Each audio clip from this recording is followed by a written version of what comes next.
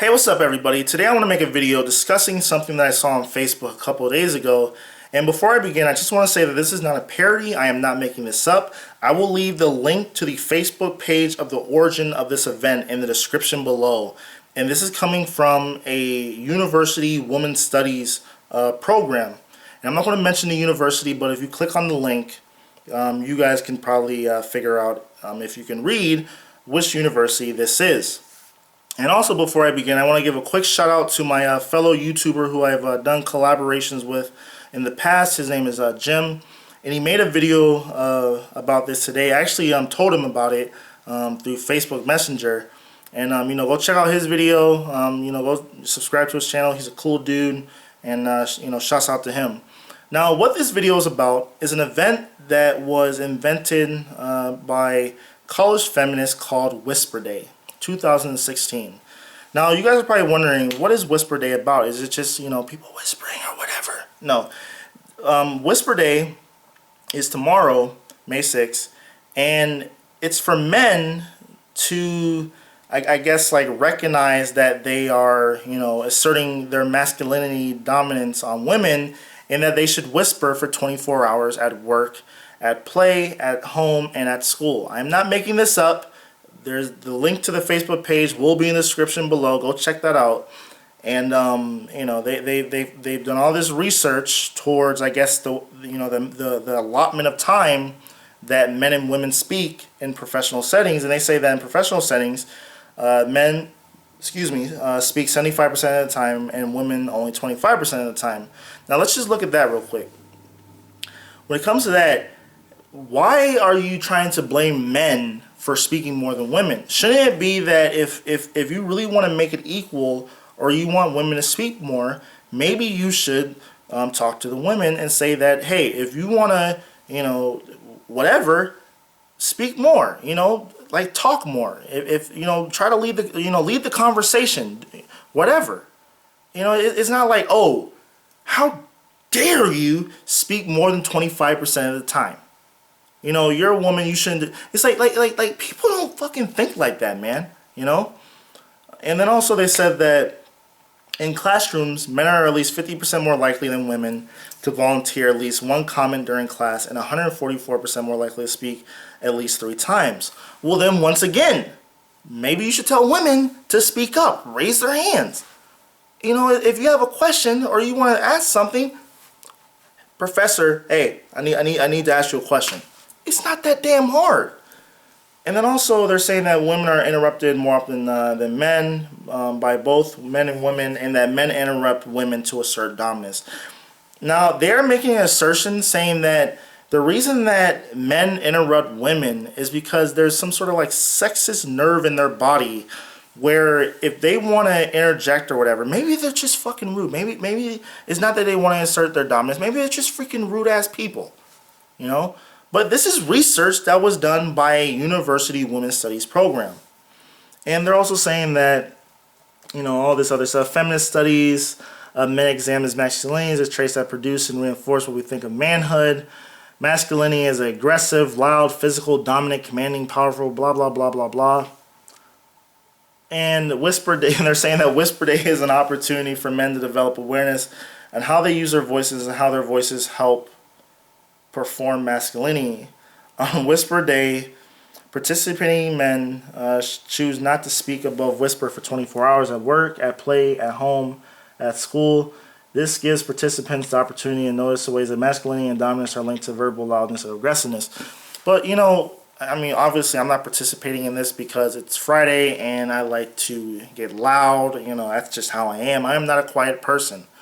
But, when they're saying that, they're almost acting like as if there aren't women out there who can be dominant and lead conversations. I know plenty of women out here who will be in charge of the entire conversation, and it's just, and they're just talking to a whole bunch of men.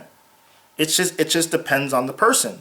Now, maybe culturally speaking, yeah, maybe men might be more inclined to speak more than women, and that maybe women are to be more passive or whatever. But then it also has to do with biology. Men have testosterone, and women have I'm just like I just drew a blank. Hormone or I don't even know what it is, but and testosterone makes men more aggressive. Our voices are more coarse. Women's voices are less coarse.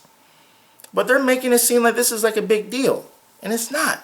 If you want to speak more, then speak. Yeah, I might talk more than most people, but if I see that someone wants to interject, I'll be quiet and let them speak. And that's just how it is. But the fact that this is actually something that a college research program is spending money on to research, and then this is the outcome of it. I mean, it's just crazy. But this is, and then these women's studies programs, they always come up with like, oh, why do women get paid less than men? Well, maybe it's because you guys go into fields that don't give you any skills. And I'm not going to speak less or handicap myself or whatever when it comes to like a professional setting and speak less. If I know that speaking more and acting like I'm more and I care more about, or whatever, then I'm going to do that. I'm not going to, cripple myself because other people don't want to speak up. But then, like these women's studies programs, they always find out, and it's like when you go to college for something, and this is why like half the college degrees out there are complete bullshit, it's because of stuff like this, man. Like this is not a marketable skill that can get you hired unless you want to be a college professor.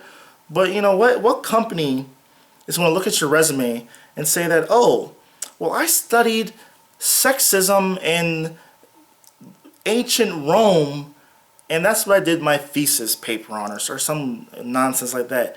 It's like, unless you're working for some sort of damn museum or something, like it's like, and then they wonder why. They major or minor in women's studies, and then all they can do when they graduate is work at Starbucks. I know that might seem mean, but it's the truth. And and the problem is with a lot of like the feminist movement is that there are issues that affect women. Yeah, there's less women in STEM fields than men, and it's not because of sexism. It's because of the upbringings. Like, I mean, to be honest with you, when I was growing up, I was always given stuff that made me want to be creative, like Legos, video games, Connects, whatever, like Lincoln Logs for Christ's sakes. But like I have female cousins. I have two little sisters. And you know what they were giving? They were giving like Barbie dolls and makeup and all this other stuff that makes them care about their appearance or whatever. But and I think that's an issue. But they don't talk about that. All they talk about is sexism. Well, it's just mind-boggling that they can just that they might somewhat maybe tap what the problem is, but then they just like they're unable to actually like identify. They just like circle around the actual problem, and they just come up with all this nonsense all the time, like the wage gap. I mean, like, the reason women make 80% of the dollar to men is because they go into fields that don't pay well. And the way that you solve that is you encourage young girls to play with stuff that's more creative. You get them into programs or whatever that makes them want to design stuff or build stuff or do stuff that might traditionally not have a lot of women in that field. But you're not going to change the status quo when you like go to college for fucking women's studies, man. And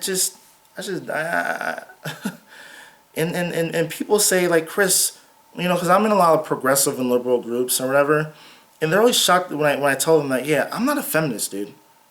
I don't want to identify myself with the left or the left side of the political spectrum's Tea Party. Like, the feminist movement in this country, I believe, has become the left-wing equivalent of the Tea Party. It's like they constantly are, viewed as like the mainstream of that faction is viewed as the fringe to everyone else on that side of the political spectrum. Like they'll constantly like they want to censor video games, movies. They want to censor mannerisms. I mean, I have me and my one friend, I ain't gonna say his name or whatever, but you know, if he's watching this video, he knows who I'm talking about. You know, we used to be involved in like feminist groups on campus, but you know, once you are around these people for you know an extended period of time, you just start to see like, wow, like these people don't know what the hell they're talking about. It's like they're getting upset over nonsensical issues, and the reason for that is because a lot of them come from affluent backgrounds where you know they don't experience real issues like poverty, hunger, you know, stuff like that. They only experience stuff like, oh, you know, or the reason that they want to you know talk about these made up issues because they don't know how to talk about real life fucking issues. They want to make themselves feel validated, so they have to come up with bullshit like this. And I think that's all I have to say. This rant's been going on for long enough. If you guys want to find out more, the description and all the links will be in the description below. I'm just losing faith in humanity. That's all I gotta say. Thanks. Peace.